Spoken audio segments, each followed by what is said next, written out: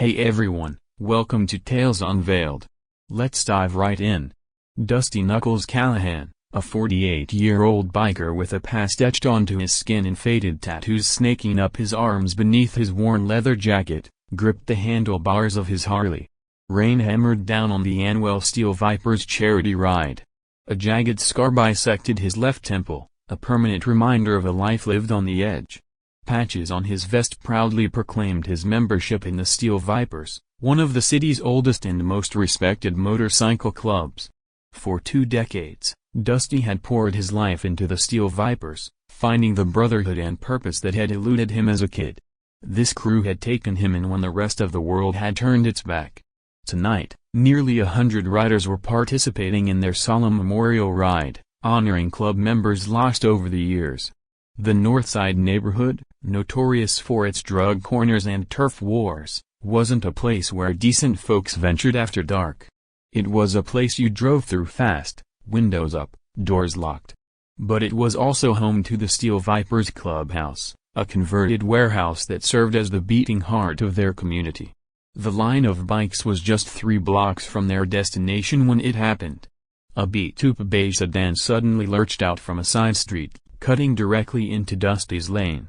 He slammed on his brakes, the Harley's tires screeching precariously on the slick asphalt. Only years of hard-earned riding skill kept him from going down. The Buick shuddered to a halt halfway into the intersection, its driver seemingly paralyzed by panic. Behind Dusty, the phalanx of bikers screeched to a stop, their engines a menacing growl. Within seconds, they had surrounded the car, boxing it in. Dusty swung off his bike, his expression as dark as the stormy sky above, and strode toward the driver's side window. Inside, he saw an elderly couple. The man's knuckles were white as he clutched the steering wheel, while the woman frantically wrestled with a paper map, her hands trembling. They looked to be in their late 70s, dressed neatly but with the bewildered air of people completely lost. The moment they saw Dusty approaching, raw terror flashed across their faces. The woman frantically jabbed at the door lock, and the man fumbled to do the same on his side. "Roll down the window," Dusty commanded, his voice carrying the weight of years spent commanding respect in tough situations. The old man hesitated, then lowered the window just a crack, enough to speak, but not enough to feel completely exposed. "We're so sorry," he stammered, his voice shaking. "The GPS conked out, and we were trying to figure out where we were. I just didn't see you coming." Dusty's eyes scanned the scene, taking in the out-of-state license plates, the luggage piled in the back seat, and a small photograph clipped to the sun visor, a young man in a police uniform. Behind him, Tank, one of the club's larger members, lumbered closer. "Everything cool, Knuckles? You want us to teach these folks some road manners?" The unspoken threat hung heavy in the air.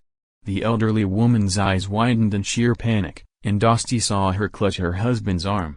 Something about their fear didn't sit right with him. They weren't just scared of the consequences of a traffic mishap, they looked genuinely terrified for their lives. "You're a long way from wherever you're headed," Dusty said, ignoring Tank for the moment. "This ain't exactly a tourist destination after dark." The old man swallowed hard. "We were trying to find our way to Oakwood Heights, the hotel. Our son." His voice cracked. "It's the anniversary. We came to visit the cemetery." Dusty's gaze flicked back to the photo on the visor. The young cop in his dress blues. Something tugged at his memory, a face he should recognize but couldn't quite place. "Oakwood Heights is on the other side of town," Dusty said.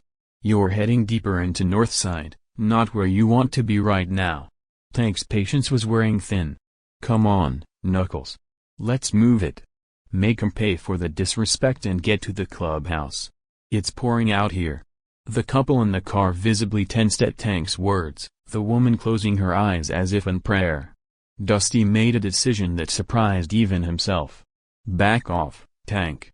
I got this." He turned back to the frightened couple. "What's your name?" "Walter Peterson," the man said after a moment, "and this is my wife, Carol Peterson." The name, combined with the police photo, jolted Dusty's memory. He leaned closer, studying the picture more intently. The young officer's face suddenly clicked into place, a face he hadn't seen in nearly 15 years, but one he would never forget. "Is that your son?" Dusty asked, pointing to the photo. Carol Peterson instinctively reached to, held it tightly, as if to shield it from Dusty's gaze.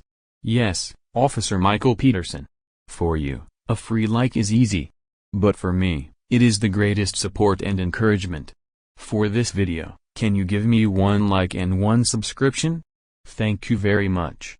Dusty stepped back, a chill washing over him despite the warm rain. Officer Michael Peterson, the rookie cop who'd found Dusty bleeding out in an alley 15 years ago. The officer who'd made a choice that night that changed everything, a choice to help rather than arrest a known biker who should have been his enemy. "Your son?" Dusty said slowly. "Michael Peterson, 5-year veteran, works the East Precinct?" The surprise on their faces was immediate. Walter's expression shifted from fear to confusion. You knew Michael?" Dusty glanced over his shoulder at his increasingly impatient brothers, particularly at Hammer, who had been with the club the longest and commanded everyone's respect. "Hammer," Dusty called out, "need a minute here." Hammer lumbered over, curiosity evident beneath his rain-soaked beard. The respect Dusty had earned over the years meant his request wouldn't be dismissed. Turning back to the Petersons, Dusty lowered his voice. "Your son saved my life once. A long time ago. I owe him everything." Carol's hand flew to her mouth. "Michael never mentioned." She looked at Dusty's patches, his scarred face, clearly struggling to imagine her police officer son having any connection to this world. "He wouldn't have," Dusty said. "Wasn't something either of us could talk about. But I never forgot." He straightened up, making a decision. "You can't stay here. This neighborhood isn't safe, especially not for you two. I'll get you to Oakwood Heights." Walter's face showed open disbelief. "Why would you help us?" "Because your son helped me when he had every reason not to," Dusty answered simply. He turned to Hammer and quietly explained the situation. "That cop in the photo. He saved my life back in '08.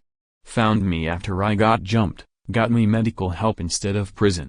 Never told anyone." Hammer studied Dusty's face, then glanced at the frightened couple in the car. After a moment, he nodded. "Then we helped them. For you." Dusty returned to the Petersons' car, where both Walter and Carol watched the bikers' conversation with visible anxiety. "Here's what's going to happen," Dusty said, his tone leaving no room for argument. "You're going to follow me. Some of my brothers and I will escort you to Oakwood Heights. No one will harm you. You have my word." Walter stared at him. "Why should we trust you?"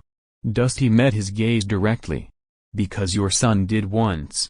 And I've spent 15 years trying to be worthy of that trust." For a long moment, the only sound was the drumming of rain on the Buick's roof and the rumble of motorcycle engines. Then, slowly, Walter nodded. Dusty returned to his bike, giving quick instructions to Hammer and a few others.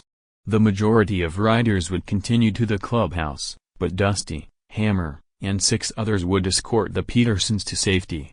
The formation changed, now positioning itself as an escort, 2 riders in front of the Buick, 2 on either side, the rest following behind, a protective bubble of leather and chrome around the vulnerable sedan. As they pulled away from the intersection, Dusty's mind raced with memories he'd spent years trying to suppress. Officer Michael Peterson had been 26 when he found Dusty, just a rookie cop working the night shift in a neighborhood veterans of the force avoided. Dusty had been 30, bleeding out from a knife wound after being jumped by a group of men outside a bar. By all rights, Michael should have called for backup, had Dusty arrested, let him face the consequences of the life he'd chosen. Instead, he'd loaded Dusty into his patrol car and taken him to a clinic run by a doctor who helped people who couldn't go to hospitals. He'd returned later, not to arrest him, but to talk about choices, about possibilities, about the fact that even someone with Dusty's background deserved a chance to live. Dusty had never understood why the young officer had taken such a risk for him. When he'd finally asked, Michael had simply said, "Everyone deserves a second chance. Even the one society's given up on." Now, As Dusty led the small procession of bikes through the rain-slicked streets with Michael's parents safely in the middle, the weight of that debt pressed down on him with renewed force. He owed Michael Peterson his life, and tonight, by some cosmic coincidence or divine intervention, he had the chance to repay a fraction of that debt by helping the people Michael had loved most. The unusual procession drew attention as they moved through the city, a beat-up Buick sedan escorted by 8 intimidating bikers in full club colors. At major intersections, riders moved ahead to stop traffic, ensuring smooth passage. The formation sent a clear message to anyone watching: this car was under protection, untouchable.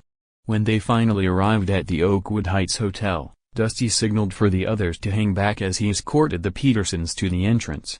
The elderly couple emerged from their car looking shaken but unharmed. "Thank you," Carol said, her voice steadier now. "I don't understand the connection between you and Michael, but thank you for helping us." Walter nodded, suddenly uncomfortable with their gratitude. "Your son was a good man. One of the few who saw people for who they could be, not just who they were." Harold studied Dusty with a gaze that seemed to cut through the superficial. "You said he saved your life." "In more ways than one," Dusty acknowledged. He hesitated, then made another decision that went against every instinct of self-preservation he'd developed in his years on the streets. "I'd like to pay my respects tomorrow, if that's acceptable to you." Surprise flickered across Harold's face. "You want to visit Michael's grave? With us?" Carol added. "Not with you," Dusty clarified quickly. "After you. I wouldn't intrude on your grief. But I've never been able to properly thank him or honor what he did." Margaret and Harold exchanged a glance, some unspoken communication passing between them that only decades of marriage could facilitate. "The cemetery visit is at 10 a.m., Harold finally said. "We'll be done by 11. After that, perhaps we could hear more about how you knew our son." Dusty nodded, understanding the tentative olive branch being extended. "I'll be there at 11:15. He turned to leave, then paused. "Your son changed my life. I just thought you should know that." Back with the other riders, Hammer waited with a questioning look. "Tomorrow," Dusty promised. "I need some time alone tonight." Hammer studied him for a long moment, then nodded. "You know where to find us if you need anything." As the others thundered back toward the clubhouse, Dusty broke off, needing time alone with his thoughts. He rode through the rain to a deserted viewpoint that overlooked the city lights. There, in the solitude of the storm, he pulled something from his inner vest pocket, a small, worn police challenge coin that had been pressed into his hand 15 years ago. "For when you decide what kind of man you really want to be," Officer Peterson had said. Dusty had carried it every day since, a reminder of a debt unpaid until now. The next morning broke clear and cool, the storm having washed the city clean overnight. Dusty arrived at Evergreen Cemetery at exactly 11:15, having watched from a distance as Harold and Margaret Peterson concluded their visit to their son's grave. They had left flowers, white lilies, and now stood at the cemetery entrance, clearly waiting for him despite their lingering uncertainty. As Dusty approached on foot, leather vest replaced with a respectable black jacket, he noticed their surprise at the transformation. Without the club colors and surrounded by peaceful gravestones instead of rumbling bikes, he looked almost like someone they might pass on the street without fear. "Mr. and Mrs. Peterson," he greeted them with a nod. "You came alone," Harold observed, glancing past him as if expecting to see bikers lurking among the headstones. "This is personal," Dusty explained.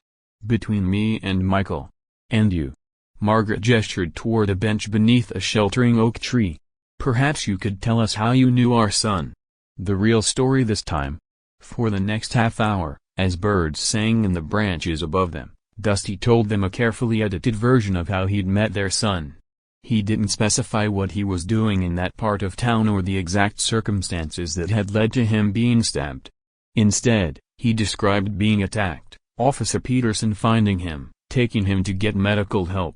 "He talked to me afterward," Dusty explained, his rough voice softening with the memory, "not like I was some criminal, but like I was someone worth saving. Asked me what I'd do with the second chance he was giving me. Margaret wiped tears from her eyes. That sounds like Michael. Always seeing possibilities in people. I never understood why, Dusty admitted. I wasn't worth the risk he took. My son believed that everyone deserves compassion, Harold said, his initial suspicion gradually giving way to something more complex. Even people society has written off. Especially them, actually. Dusty nodded, remembering Michael's words almost verbatim. He said something similar to me. What happened to him? Margaret asked hesitantly. Did you ever? No, Dusty said firmly, understanding her unspoken question. I had nothing to do with his death. I read about it in the papers, went to the funeral, but stayed back. Didn't seem right to intrude. He was shot responding to a convenience store robbery, Harold said, his voice hollow with old grief. 2 weeks before his 30th birthday. A silence fell between them, filled with the weight of loss and missed connections. I'd like to show you something, Dusty finally said, if you're willing. It won't take long. Harold and Margaret exchanged uncertain glances, but curiosity won out. What is it? Something Michael helped create without ever knowing it. 20 minutes later, Dusty led the Petersons' car through the gates of what appeared to be a renovated warehouse on the edge of the industrial district. The sign above the entrance read Second Chance Garage and Training Center. Inside, the large space was divided between an active motorcycle repair shop and what looked like a classroom area. A dozen people of various ages were at work, some on bikes, others at computers or around a conference table. As Dusty entered with the Petersons, activity paused, attention shifting to the unexpected visitors. Hammer approached, wiping his hands on a shop rag. Like many in the room, he wore a shirt with the shop's logo, a phoenix rising from chains. These the visitors you called about? He asked quietly. Dusty nodded. This is Walter and Carol Peterson. Michael's parents. Recognition flickered in Hammer's eyes. Dusty had clearly shared some version of his story. Hammer extended a massive hand to the still confused couple. Your son's memory is respected here, he said simply. Dusty led them through the facility, explaining as they walked. After what happened with Michael, I started thinking about his words, about second chances. I found other people who believed in the same idea. A place where we could help people who society had given up on. Ex-cons, veterans with PTSD, kids aging out of foster care, people who needed skills and community. The tour revealed a fully functioning business, part custom motorcycle shop, part training program, part support network. Everyone here has a similar story, Dusty continued. Some I helped directly, others were helped by people we reached, but it all traces back to your son and what he did for me 15 years ago. Margaret stared at a wall of photographs, showing graduates of the program with their completed bike builds, certification certificates, and job placements. Michael never mentioned any of this. He wouldn't have known, Dusty said softly. This started after he was gone. But it wouldn't exist without him. Walter's expression had transformed throughout the tour, his earlier weariness replaced with something that looked almost like wonder. You built all this because of one interaction with our son? Your son saw me as someone worth saving when no one else did, Dusty said simply. I've spent 15 years trying to pay that forward. As they continued through the facility, Dusty introduced them to others whose lives had been changed, a former addict now serving as the program's substance abuse counselor, an Afghanistan veteran who taught mechanical skills, a former gang member who mentored at-risk youth. For you, a free like is easy. But for me, it is the greatest support and encouragement. For this video, can you give me 1 like and 1 subscription? Thank you very much. Twice a year, Dusty explained, we organize a memorial ride in Michael's honor. The proceeds fund scholarships for kids from Northside to attend trade school. We never used his name publicly, out of respect for your privacy, but his spirit is in everything we do here. By the time they reached Dusty's office, Margaret was openly weeping, while Harold struggled to maintain his composure. On Dusty's desk sat a framed news clipping of Officer Michael Peterson's obituary, alongside the police challenge coin, now mounted in a simple display case. I'd like to show you one more thing, Dusty said, leading them back outside, where the rumble of motorcycles could now be heard approaching. In the parking lot, over 50 motorcycles were assembling in formation, some bearing Steel Viper's colors, others wearing the Second Chance logo, still others unaffiliated but clearly part of the extended community Dusty had helped build. "What is this?" Harold asked, his voice barely audible over the engines. "In our world, this is how we show respect," Dusty explained. "A rider's escort is the highest honor we can give. These people are here because, directly or indirectly, your son's actions touched their lives. They'd like to escort you to Michael's grave, if you'll allow it." Margaret stepped forward, visibly moved. "But we've already visited this morning." "This isn't for your benefit," Dusty said gently. "It's for theirs. For us. A chance to publicly honor someone who many of them never met, but whose legacy changed their lives." For a long moment, Harold and Margaret looked at each other, some unspoken communication passing between them. Then Harold turned to Dusty. "Michael's funeral was just family and fellow officers," he said, his voice thick with emotion. "We wanted nothing to do with the part of the city where he died, nothing to do with the people he worked among." He gestured around them. "But I see now that we were wrong. That we missed understanding an important part of who our son was." An hour later, the procession moved through the city streets, more than 50 motorcycles escorting a beat-up Buick, creating a protective bubble around the elderly couple. At major intersections, riders moved ahead to stop traffic, ensuring smooth passage for the formation. Curious onlookers stopped to watch the unusual procession, some even removing their hats as they passed, sensing the solemnity of the moment. At the cemetery gates, the motorcycles formed two lines, creating an honor guard pathway. Harold and Margaret walked between them, heads held high despite their tears, as they led the procession to Michael's grave for the second time that day. Each rider stood at attention beside their bike, showing respect in the only way they knew how. Dusty hung back, allowing others to pay their respects first, men and women who had found redemption through the prog. Ran Michael had unwittingly inspired came forward one by one, each placing a single white rose on the headstone. When the last rose had been placed, Dusty stepped forward, removing the challenge coin from his pocket, his most treasured possession for 15 years. "He gave me this," Dusty explained to Harold and Margaret, "the last time I saw him. Said it was for when I decided what kind of man I really wanted to be." He knelt, placing the coin at the top of the headstone. "I think he'd be okay with me leaving it here now. The decision's been made." Harold reached out, placing a hand on Dusty's shoulder, a gesture of connection that bridged worlds that were never meant to touch. "My son saw something in you worth saving. I think I understand why now." As the unlikely gathering gradually dispersed, the Petersons found themselves surrounded by people sharing stories, not of Michael directly, as few had known him, but of second chances. Of moments when someone's belief had changed the trajectory of a life. In each story, the echo of Michael's compassion lived on. Later, as Dusty prepared to say goodbye to the Petersons, Harold pulled him aside. "I was a judge for 40 years before retiring," he said quietly. "I sent many young men to prison who looked like you did 15 years ago. I never once considered what might become of them if someone just offered another path. Instead of the condemnation Dusty might once have expected," Harold continued, "what you've built here, this legacy of second chances. I think it would have meant everything to Michael, to know his faith in you created all of this." He extended his hand. "We'll be staying in town for a few more days. Perhaps you could introduce us to more of these people whose lives changed because of our son's legacy. We'd like to know that part of his story too." As Dusty shook Harold's hand, he felt something shift inside him, a weight he'd carried for 15 years finally beginning to lift.